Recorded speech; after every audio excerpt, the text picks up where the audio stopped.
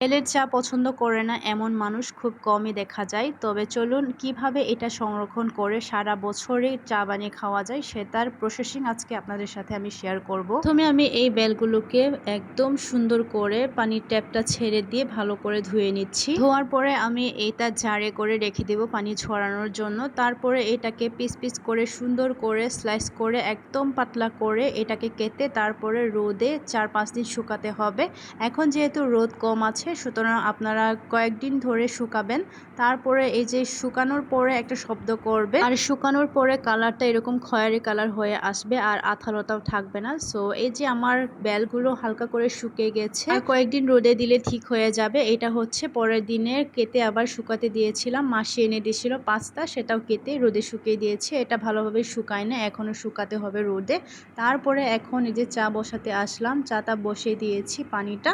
এখন পানিটা বলক উঠে গেছে। এখানে আমি অল্প করে আমার পছন্দ মতো একটু লবণটা দিয়েছিলাম আর এখন দিয়ে দিলাম সেই বেলটা।